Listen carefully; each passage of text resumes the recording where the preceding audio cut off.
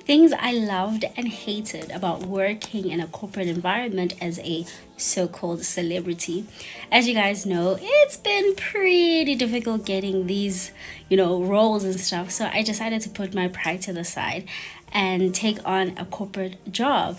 Mind you, I was only there for like 2.5 months, but I got to, see some things. So today I'm going to tell you about things that I loved and things that I hated about working in that environment versus working as an actress. So let's start with the things that I loved. Thing number one, I have them written here so I don't forget. Predictable income. Oh my gosh. There is such peace with knowing that your money is going to come through every single month on time at the same time. It was a much like smaller income to what I'm used to, but the fact that it was predictable and you knew that you had like a permanent job, you could literally plan. You could plan your future in such a way where it's just not as easy to do in an environment where you don't even know whether you're actually going to have a job in the next 6 months or what, So I really appreciated that. Number two, wearing the same outfit all day. Oh my word. I hated doing costume changes. Oh man, oh man, oh man, oh man. Like, it gets so tedious, especially because it's such an invasive process as well, because sometimes you're dressing yourself, sometimes there's people dressing you, checking you, just like pinching you in places you don't want to be pinched, just to make sure that everything is sitting the way they want it to sit. So it was a little bit, I always used to try to zone out from what was like kind of happening to me and try to be on autopilot. But yeah, no, that was not enjoyable. So yes, I was happy with my one little outfit. Okay, number three, the weird high school like community. I felt like there was like this sense of togetherness that doesn't really exist on like a set, because they, people have such huge egos, and people are brands and stuff. So I mean, like, now that you're in this place, it felt like we were in a classroom setting where we all have a common enemy who's the supervisor or whatever. So people just throwing shade left, right, and center.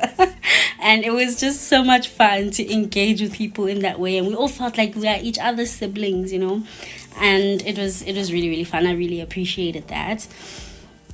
Number four, independent work.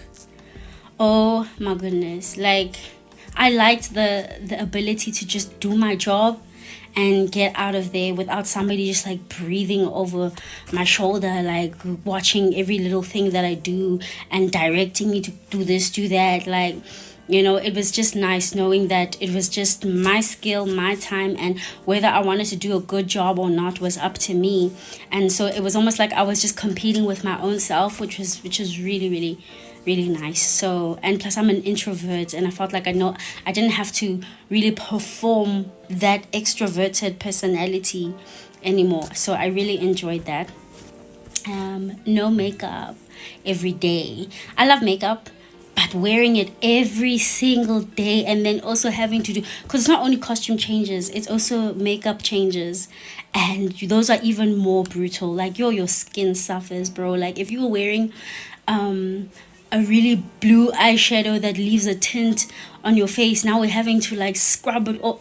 And the pain. The other day I got this huge karkaiki on set, and then I couldn't shoot, and then I got into trouble because it's like now the set had to stand down because I wasn't able to shoot because my eye was dumbile. Guys, yeah, like, I'm like, how am I even, I got sick. I had no control over that. But anyway, so yeah, they don't consider dumbaring to be sick, so that was like the issue there. It's like, what are we gonna do? We're just gonna wait for it to go down. Yeah, so yeah, man, my skin got to breathe. Number 6, happy hour.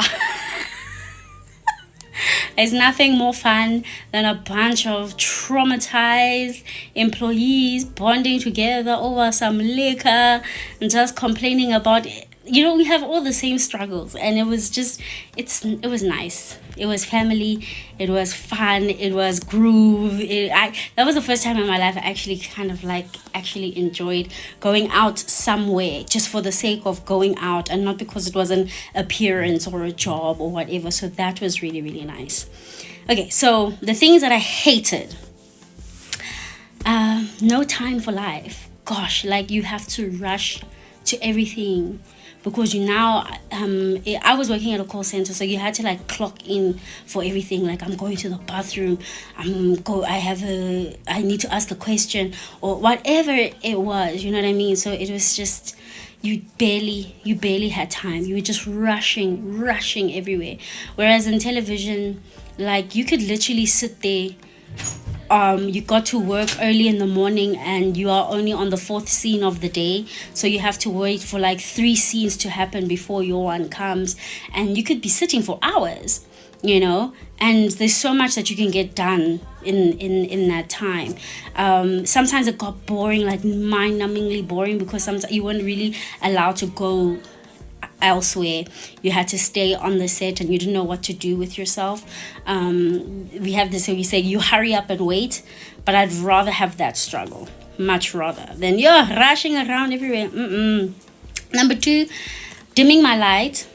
I felt like being in the corporate space, like, you kind of have your place as a person, and you kind of have to just like behave in a way that's predictable for them, and just stay where you're at. Like, don't be extra, don't be showy. And I come from the most extra of spaces. In fact, you had to be extra in order to be seen, and it's the complete opposite in a corporate space. It's like, no, you have to kind of like, just do your work. You get what I mean? And also, like, I felt like it also made other people very, very afraid of their own voice. They could never complain if they were unhappy about something, and that to me was so foreign, because one thing an actor's gonna do is complain about everything. Complain about these biscuits are soggy, man. I'm not gonna do this scene because these biscuits just ain't giving. We are so spoiled. We're so spoiled. But it's a different kind of spoiled, because like we have all of these luxuries, but that's not mali. But anyway, that's a chat for another day. Okay, so the office politics, yeah, it's not subtle, hey? It is not subtle in a corporate environment. And another thing that's not subtle is the racism. Like, I was shook. Like, that was the first time I actually realized that, oh my gosh, like, I'm black, and it kind of like affects like where I'm at. Like, people are so cliquey.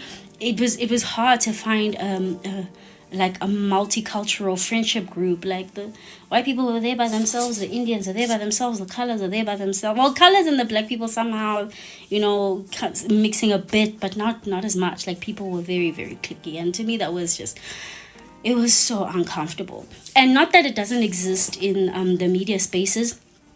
It's just that you don't feel it as much, because it's more likely that if you're black, you're on a set where it's majority black people. So you don't even realize that you're just a girl. We separate you, umubi or umuhle or yeah, hey, looks matter in that environment. Oh, zaufa. Anyway, number 4, the office lunch dream is a lie. Oh my gosh, like, it is not like in the movies where you're just gonna go sit at a cafe with your girlfriends and chit-chat, and then some hot guys, some stud and just gonna walk through, and then he's gonna be like, oh, ladies, take your number. And it does not happen. There's no such thing. You just come there, you pack your lunch, you hope it's warm, because there's a huge line at the microwave. If not, just pack things that don't need to be microwaved. And yeah, the boys are, I mean, they don't look like the longa shabalalas of life, but they're okay. They got some face cards, but they're not gymming as much, because it's not a job for them to gym, And last one, no real room to grow. These are permanent jobs, so somebody either has to leave or die for the position to open up. And so that makes people kind of shady. Hey, people be wanting to get you out or poison your food. But yeah, so hope you like that. Bye. Hello everyone, and welcome to my channel. That was child star and actress Itumeleng Bokaba, popularly known for her role as Mampho on Rhythm City. She was reflecting on her experience of working at a call center as a celebrity. Itumeleng mentioned that it's been tough getting acting gigs, so it's good that she was willing to try something else outside the entertainment industry to put food on the table, instead of straight out asking for donations. Someone in the comments asked why she left the job and whether it might have been a short-term contract. She responded by saying she would have stayed longer, but staying too long would have meant risking losing herself in a very strict environment. I've never worked at a call center before, but I often come across comments on social media about how tough the environment can be. It's good that she gave it a try. She did say she was enjoying the stability that comes with being paid every month, so maybe she must look for something else, another 9 to 5 that is outside the call center. Anyway, do let me know what you think in the comments. Thank you so much for watching.